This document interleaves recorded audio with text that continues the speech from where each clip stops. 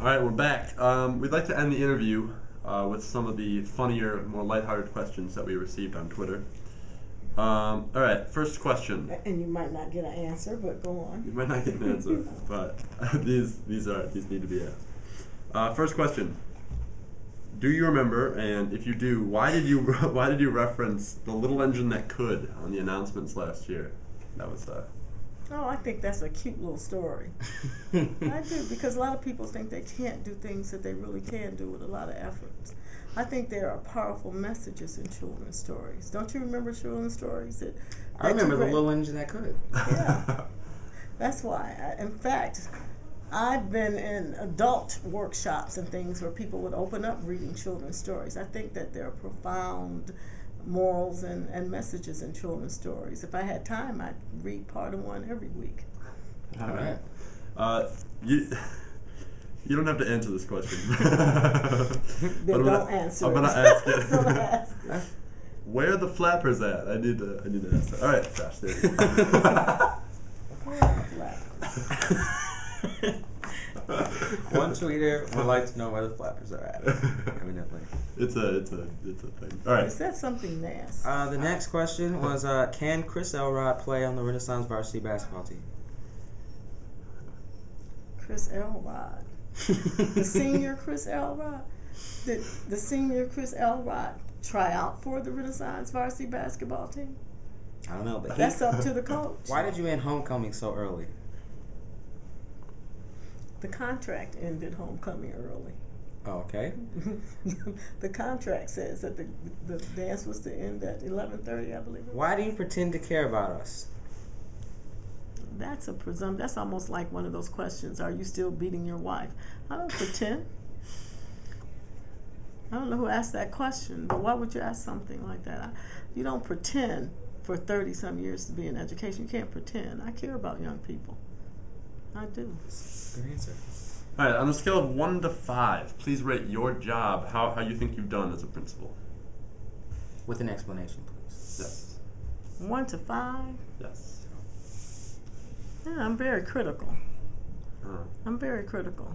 So I'm going to not be critical on purpose, because I think that you have continued, the students have continued to do well. I think in the midst of vast changes in the school district, I think we have held our own, and that we are continuing to be a school that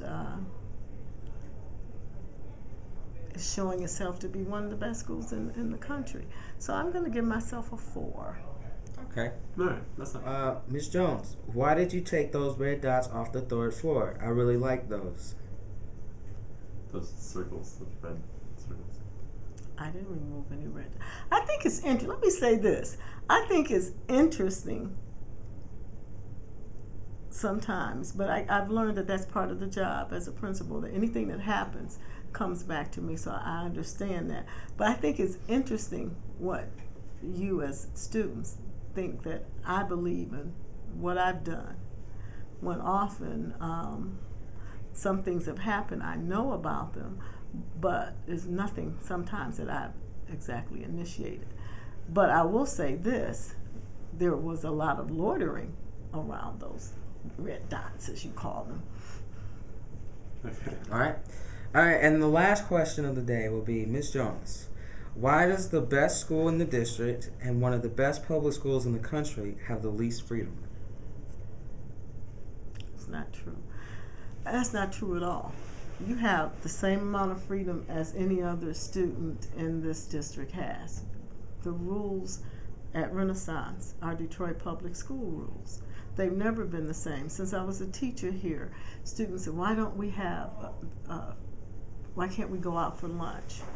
Well, because the district does not have an open campus policy. You are part of a district, and your being smart has nothing to do with your safety. Smart kids are hurt as well. I see a lot of, I'm not going to use that, but I don't see a lot of wisdom being used at times. For example, the end of the school year, when students are excited about leaving and they're seniors and they're on top of cars and they're driving and speeding in the parking lot.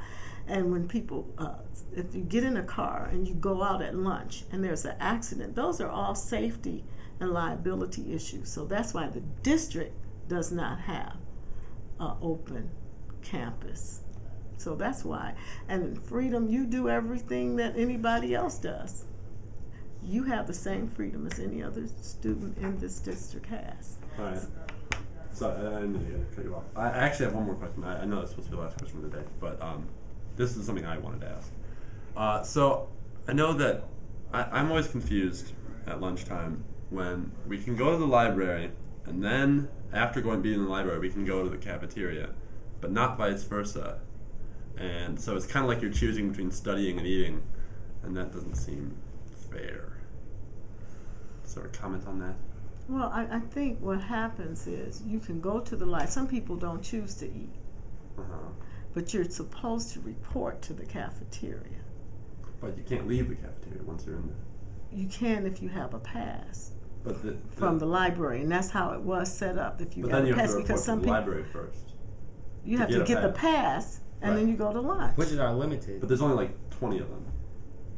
Well, there should be more than 20 because there are more than 20 people in the library. I definitely agree with that. Well, if you have a better suggestion, let us know. I'm open.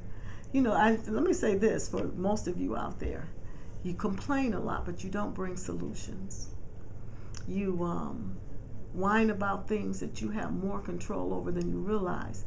And you don't follow rules when you should. They're simple things. And let me say that you would probably receive a far greater degree of privilege if you could handle the responsibilities that you already have. And that's not just a feeling that I have. That's also the sentiments of the staff and some of your parents as well. So I just think sometimes you ought to look at yourselves and see what you aren't doing and how you could make your life simpler and even more fun. I don't know. But is there, and if there isn't, would it be possible to get a suggestion box or something we could? Yeah, you know, I've always talked to Senate about Senate. I think you all think of Senate as the people who are supposed to throw your parties, but they are supposed to be your voice, and believe it.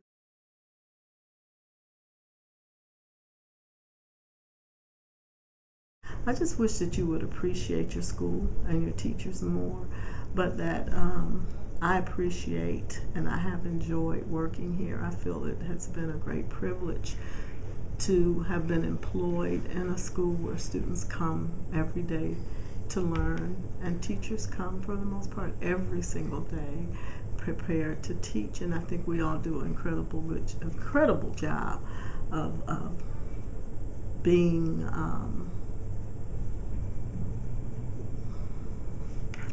what education really is. And so I thank all of you for being wonderful students. I thank the staff, who I'm sure eventually will be looking at this as well. I thank them for all the effort that they put in to teaching every single day. And I thank the parents for choosing Renaissance High School. And I wish the school nothing but the best. I am very sure that you're going to continue to just do great things. And I think that's it. All right. Thank you, Ms. Jones. Thank you for your time. Very appreciate it. So that's it. And don't forget that this weekend we will be posting a How We Did It video, going in depth about our Twitter trending topic and going in depth about some of the questions you asked. And we're going to have some student responses on this weekend as well. You can follow Phoenix Rising on Twitter at Rennie News, and you can find us on Facebook. And thanks for watching, everybody. Have a productive school year.